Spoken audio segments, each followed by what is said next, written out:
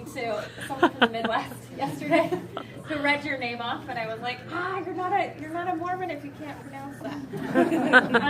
Moroni Jessop has lived as a Mormon polygamist for 13 years in rural Arizona. He blogs about polygamous life and advocates for plural marriage as a valid lifestyle choice for consenting adults. He also blogs about religion, movies, music, and books.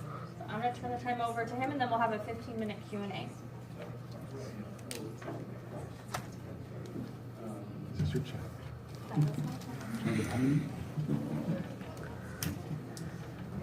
Hi, good afternoon. Can you guys hear me okay? Mm-hmm. Okay. I'd like to thank Lindsay and Sunstone for inviting me out here. And I've been joking with my wife that I'm probably the least educated person here, but that's okay. My name is Moroni Lopez Jessop. And I do answer to Moroni. That's what my mother calls me. That's the Spanish pronunciation of Moroni. So if you do call me Moroni, I probably won't correct you. But my name is kind of like a placard of, you can tell who I am just based on my name. Moroni, my LDS Mormon roots. Lopez, my Latino roots. And Jessop, well, Jessop's kind of a recognizable name in the world of Mormon fundamentalism and polygamy. I was raised right here in Arizona. I was born in Utah, but mostly I've lived most of my life right here in Arizona. I grew up in a town just south here called Casa Grande, or as everybody there, even the Mexicans, call it Casa Grande. So, anyway, you may have heard of it. But anyway, I've been a practicing Mormon fundamentalist for 27 years. Before that, I was a member of the LDS Church. I practiced plural marriage for 13 years. I also lived a form of United Order for 14 of those years. I've been active in several of the polygamous communities, including for several years of the AUB. And I've also been excommunicated from several of those groups. So, anyway, several, two. Okay, so I like to conflate that a little bit. But, and as the title suggests, I used to be a punk. And in a way, I kind of still am. So if being a punk is characterized by an attitude, a rejection of conventional authority and socially accepted norms, then Mormons are also punks in the Christian world, okay? Aren't we supposed to be a peculiar people? And what's more peculiar than being a punk? And if Mormons are set apart from the Christian world, then Mormon fundamentalists are the punks of the Mormon world. On the fringe, hardcore, marching to the beat of their proverbial drum, saying up yours to the establishment, treated with derision and contempt, but like punks, Mormons aren't necessarily a homogenous group. There's several subsets, okay? If you're a punk, you could be an anarcho-punk, rude boy, skinhead, skate punk, surf punk, riot girl, psychobilly, death rocker, goth, emo, crust punk, cowpunk, and a million other subgenres. Among the fundamentalists, you have Creekers, Allreds, Kingstons, LeBarons, Petersons, Harmstons, and Independents. Lots of independents, and also a few weirdos kind of tossed in there. But seriously, what could be more punk than living polygamy in this day and age? Who would have thought that in the digital age that we would still have sister wives? However, this topic still remains relevant, especially in Mormon circles, when just yesterday night there was a midnight session in the Utah Senate where they passed House Bill 99, which in essence criminalizes plural marriage once again. So once again, Mormon fundamentalists are being pushed to the fringe instead of brought forward. Once again, Mormon fundamentalists are the loner kid with the pink mohawk sitting in the corner, not allowed in the lunchroom to sit with the popular kids. So I think it's safe to say that I wouldn't have become a Mormon fundamentalist without first being a punk. It taught me to question authority, question the church, and in a way I'm still like that. Along the way, I've had this uncontrollable urge to question things. It's got me in trouble, not just with the LDS Church, but with other groups like the AUB. And I can't really say that this ethic comes from me because I feel that I come from a long line of people who had this punk attitude. I come from a long line of mavericks. And I'm going to talk a little bit about my family history because I think that it's indelibly a part of who I am, of where I come from. And so it's hard to talk about me without talking about those who went before me. Whoops, wrong way. Okay. That's going backwards. Let's see. Oh, okay, it reversed one of them, so sorry. I'll come back to that one. This is my grandfather, my namesake, Moroni Jessop. He was born in 1874, and he was one of the first people to be involved with the Fundamentalist movement when they broke off from the church back in the 1920s. So all Jessops in the Fundamentalist movement descend from two brothers. One was Joseph Smith Jessop. Most of his descendants are in Colorado City with the FLDS. And then the others descend from his brother, Moroni Jessop here, who both of them came from Millville, Utah. He was a rough and tumble cowboy known all of his life to have a salty tongue. He was kind of like the J. Golden Kimball of the Mormon fundamentalist world. In other words, he was known to cuss a lot. And a lot of the old timers used to tell Uncle Roan stories that usually involved witty quips, misadventures, and a few swear words here and there. He was intimately acquainted with Lauren and John Woolley, who are regarded as kind of the fathers of the fundamentalist movement. So Moroni never lived plural marriage, but his first wife left him before he could. And his only son from his first marriage is my grandfather Jack, who's on the left there. And Jack, after his parents separated and his mother remarried, ran away from home at age 11 and under an assumed name went to Idaho and worked on farms through most of his youth. He later wound up in a boxing camp and boxed professionally. He was a regular sparring partner of Jack Dempsey, if you've ever heard of him. So that's my grandfather in the middle, and I kind of like this picture because he's showing his tattoos, But as an adult, he returned back to home and was instilled with fundamentalist teachings by the Woolleys and by his father. In Lehi, Utah, he went to a dance and met a girl, thought she was pretty, kissed her, she slapped him, they wound up getting married. That's my grandmother on the left right there. So, but as soon as she started dating him, she was warned by her family and neighbors that she better watch out because he was one of them Jessop boys and he was going to take another wife if she wasn't careful. And so she secured it. They went back to the LDS church. And during the Great Depression, they moved to California, and they were kind of considered Jack Mormons. They were Mormons, but not really active. However, my dad says that he doesn't remember a night that my grandpa Jack wasn't reading the scriptures at nighttime before bed. So my dad grew up in California in the 1950s, and he really liked the movie American Graffiti because it reminded him of the California that he knew. So when he was 14, his father, my grandfather, died of a heart attack on the 4th of July while my dad was out scuba diving.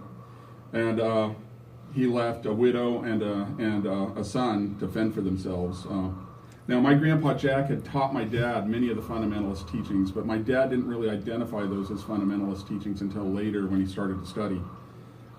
He knew he had polygamous relatives, but he was not allowed to talk about them. It was kind of a taboo subject. And the most that was said about them was that they were dirty old men. So to fill the gap, my dad became very active in the LDS church, and he was called on a mission to Mexico, which was kind of ironic because he was the kid that was always getting in fights with the Mexicans from East LA. And but once he went to Mexico, he fell in love with Mexico.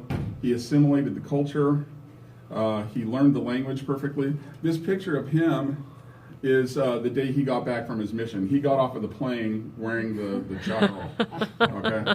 And he had if you notice, he had a mustache. Back then, the Mexican government kept trying to deport American missionaries in Mexico. And so the mission president in my dad's mission instructed all of them to grow mustaches so they wouldn't look like missionaries, but they would look like tourists. And so Gordon B. Hinckley came, and he was inspecting the mission home one day, and he saw my dad with his mustache, and he said with contempt, "Go shave that thing off." But my dad didn't. He kept the mustache, you know, in spite of what Gordon B. Hinckley said. So anyway, after his mission, my dad went to the Lamanite conference that was spoken of earlier today, and they had a dance, and he met my mother, whose name was Eva Lopez, and my mother and her friend and her older sister were known as the Big Three among all the missionaries. The Big Three because they were strikingly beautiful, and every missionary wanted to date them. But anyway, so he became acquainted with her, and they got married. That's my parents when they were first married, and then my parents later in life. Now, my grandfather on my mother's side was Bernardo Lopez, over here on the right. He was a full-blooded Huichol from Guaymas, Sonora. And when he was 6, the Catholic cardinal came to his village. And everybody in the village lined up, and they took turns kissing the ring of the cardinal. And when it came time for my grandfather to kiss the cardinal's ring, he refused. And so the cardinal grabbed him by the hair and shook him, and then made him kiss the ring, and he said, "Niño mugroso," or dirty little boy. So even though he was 6, he decided at that point that he was not going to be a Catholic anymore, and he became one of those pulpit-pounding Pentecostal ministers. And in his congregation, there was an American woman who would come in and sit at the back of the congregation and listen. And she went there because it was the only church in that area of Mexico that wasn't Catholic.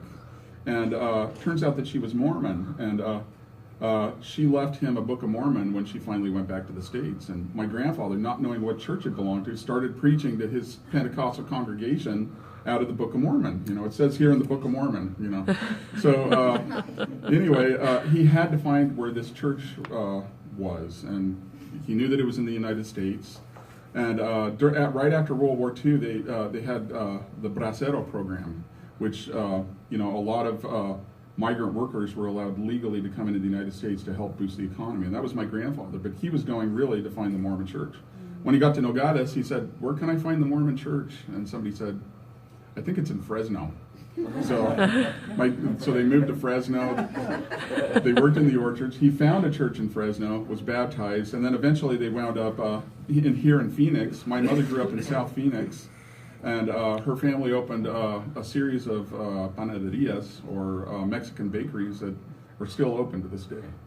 So anyway, 3 months before my grandfather died, he converted to Mormon fundamentalism, and he told my mother right before he died, he said, "This is what I was looking for all those years when I came to the United States."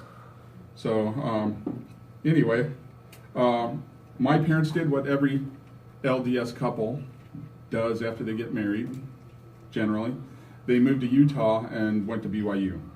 So while they were in BYU, my dad came across his polygamous relatives, and a lot of Virgil Jessop, Fred Jessop, people from Colorado City that were part of what would later be called the FLDS, and he met my Uncle Jim Jessop, who was not a member of either group, but what was termed an independent, and he sort of became my dad's mentor.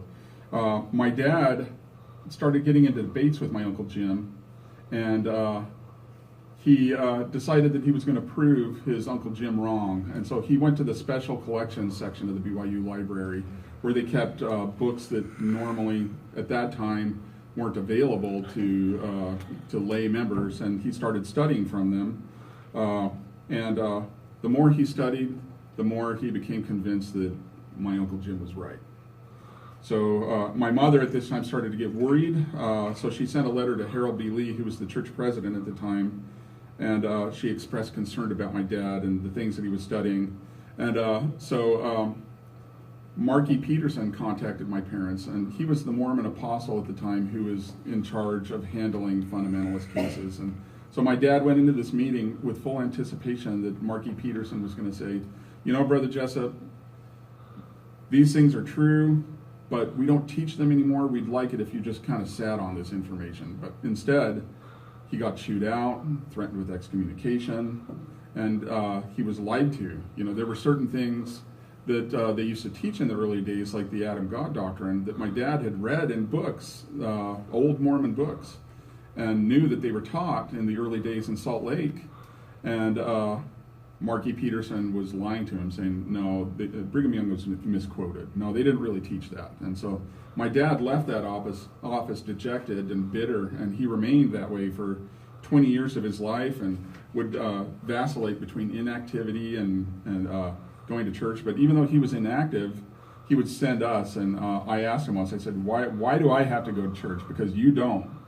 And he said, I tell you what, son, if you put in as much study into the gospel as I have, then you can make up your mind whether to go to church or not. But for now, you're going to church. So I want to say my dad was always kind of a maverick, and he kind of instilled that in me. My dad, as an interesting aside, my dad was a coyote. If you don't know what a coyote is, it's somebody who helps people, smuggles people illegally across the border from Mexico into the United States. Now, his proficiency in Spanish was a real asset. A lot of the Mormon sheep farmers would have their shepherds and their workers deported, and they would hire my dad to go down to Mexico and bring them back. And so, before anyone gets too judgy, this was before cartels, this was before ICE, this was before Trump, this was before the wall. So anyway, border security wasn't so tight, and so because of that, I used to go with him when I was a kid. I used to go with my dad on these excursions across the border, which usually involved us crossing the border, driving at night along the fence looking for a breach, and then smuggling the people through, picking them up in a van on the other side, and then taking them wherever they needed to go. So on one particular excursion, my dad went to go meet the people that he was going to bring across in Mexicali. And so he dropped, on the American side at Calexico, he dropped me off at a public swimming pool. I think I was about 10 or 11. And he went across the border, and I was fun. I was having fun. I was a kid. I was at the pool by myself, swimming all day, and then the pool closed, and my dad still wasn't there. So I was sitting in the parking lot as it got dark, waiting for my dad, and waiting for my dad. And then it was like about 9 o'clock at night, and his vehicle pulled up, and we left. And he didn't say a word. He didn't explain anything where he had been. But years later, I found out he got arrested on the Mexican side of the border and was thrown in jail. And so he told the jailers, he said, I know so-and-so in the government down in Mexico City. If I call him tomorrow, you won't have a job. And they said, oh yeah, we're real scared. And then they let him go, But from that point on, he no longer worked as a coyote. That was kind of a wake-up call. And but it kind of shows the mentality that my dad had. This maverick mentality or this punk mentality, I guess you might say. So anyway, my dad was always teaching the gospel to us. On a lot of these business trips, it would just me and him, and he would be speaking about the gospel to me in terms that he would speak to an adult. And so I came to an understanding of a lot of these principles very early in life. I think I was the only 10-year-old to bring up the Adam God doctrine in my Sunday school class. So I'm sure that my dad heard it about that particular one. I'm sure somebody gave him a talking to, but anyway, that's what I remember. My dad was always getting a talking to. He would say something in elders quorum meeting that was controversial, and the next thing you know, the elders quorum president is knocking on the door, and they're going into the bedroom. My dad's getting chewed out for something. So anyway, as a young man, I was very active in the LDS church.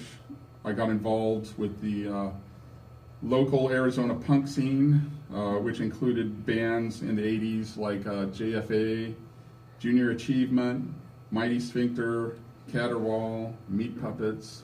I saw all those bands live several times.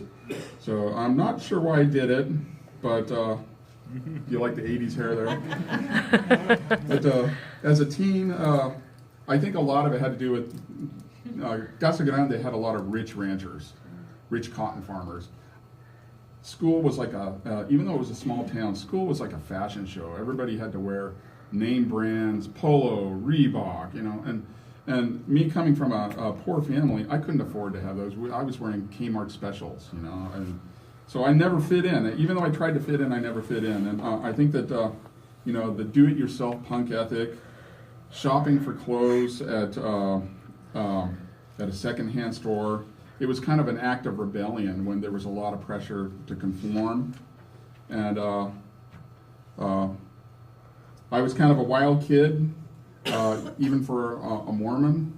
I don't really regret anything I did because it was a learning experience and it made me who I am today. I also sang briefly for a punk band in the Ghost Division. So, yeah.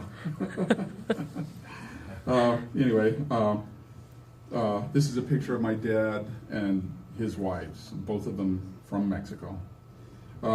During this time when we were still in the LDS Church, my dad had a spiritual experience, and he felt that all through his life for the last 20 years, the Lord had been calling him to embrace Mormon fundamentalism, as it were, and that he never moved forward because he was always afraid. What if I get excommunicated? And we knew families that had been excommunicated, and as a result, these families, my dad watched them kind of drift away from Mormonism, and my dad was afraid of that happening, and so he always shut up. He always kind of gave in to church authorities, but he felt in this particular spiritual experience that he had that he was being called one last time to move forward, and so he accelerated his teaching in us. He started organizing cottage meetings. So we would generally go to the LDS Church for Sacrament meeting, and then we would go home and have a cottage meeting where my dad would teach us principles like plural marriage and united order.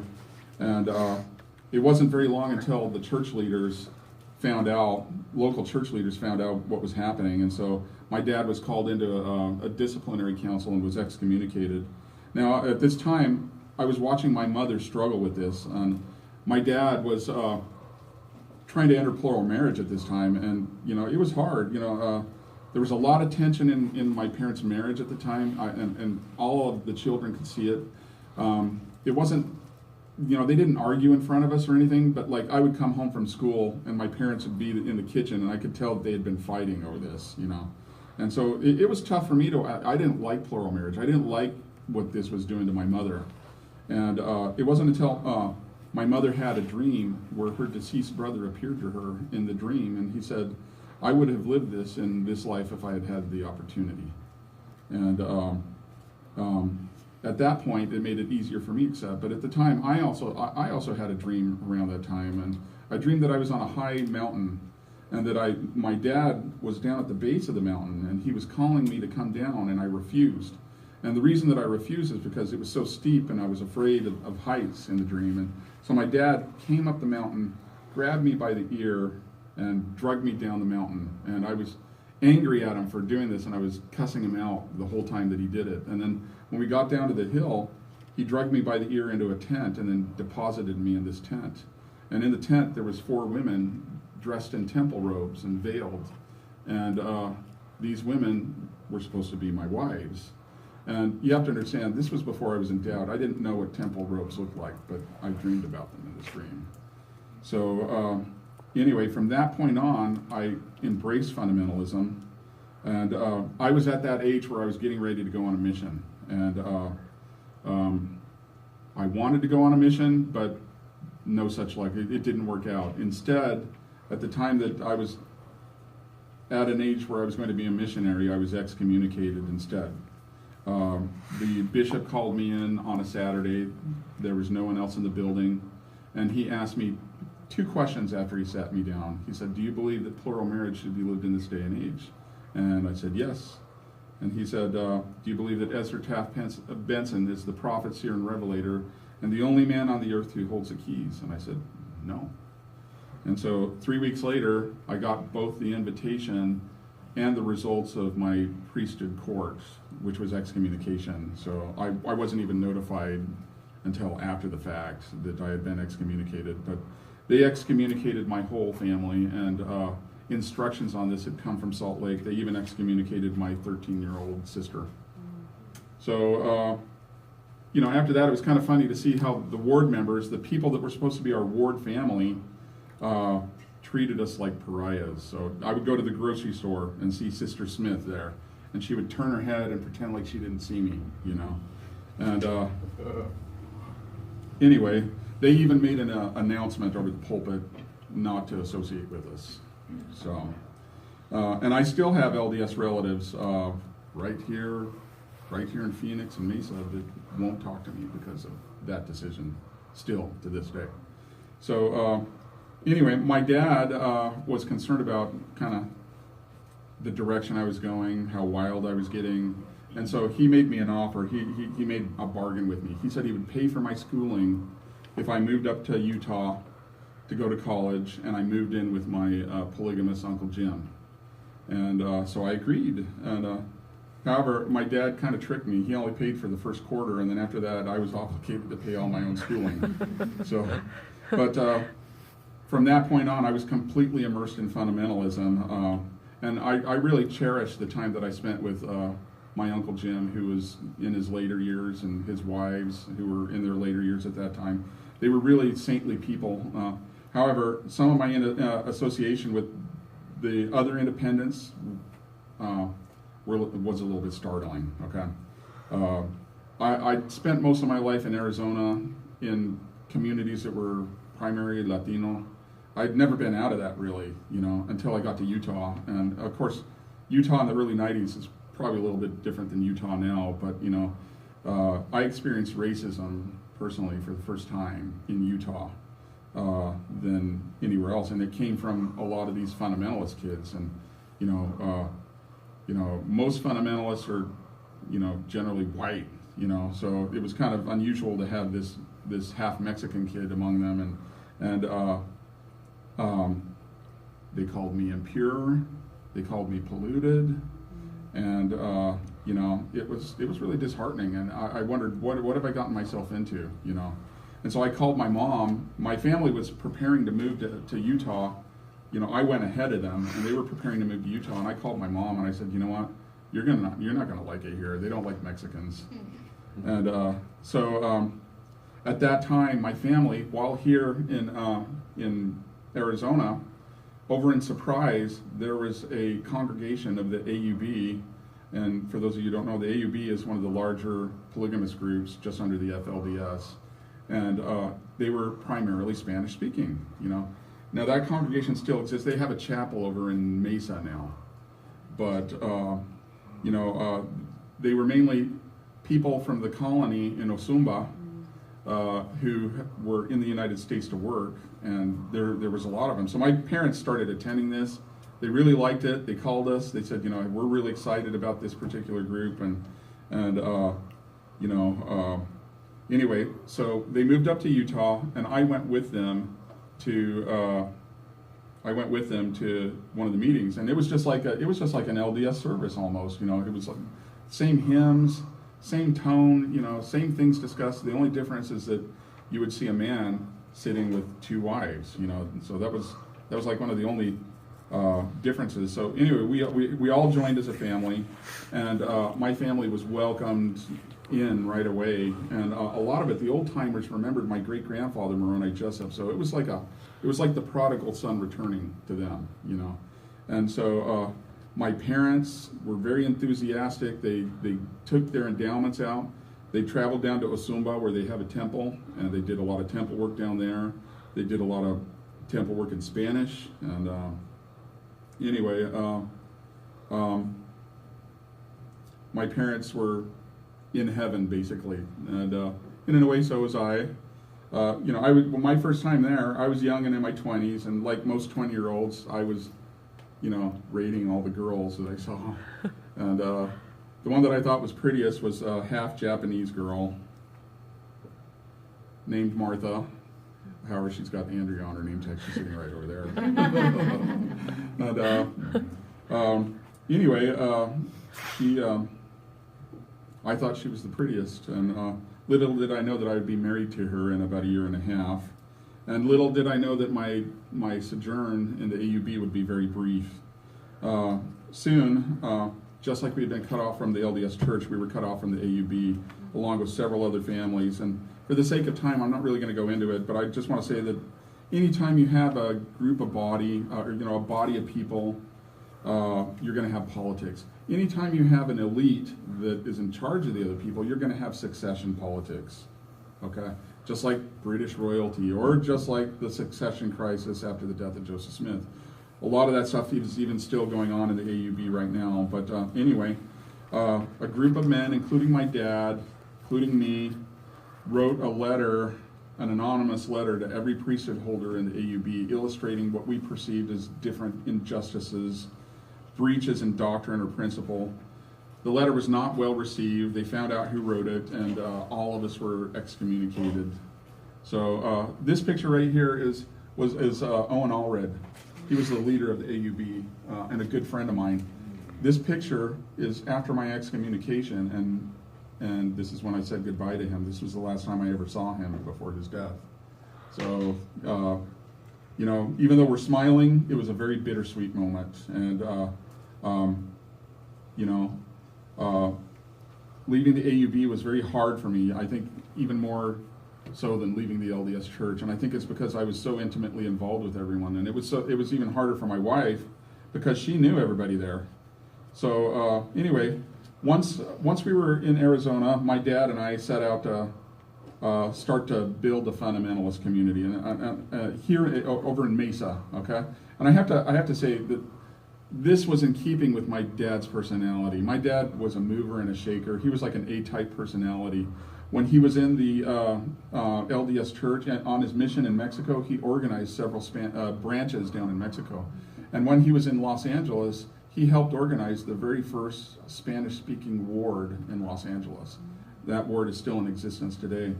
So when we were living in Casa Grande, he started proselyting among the, in the LDS Church, among the Mexican immigrants there. I spent most of my time in passing sacraments in the Relief Society room to the Spanish speakers who were having separate meetings from the rest of the ward. The English-speaking ward was in the main hall. We were in the Relief Society room, and that's the way it was for several years. I attended Spanish-speaking Sunday school, sacrament meeting, until, and I'm not kidding about this, that they put a stop to it, and they said, we need to proselyte first among the wealthy white people so that they can be leaders to the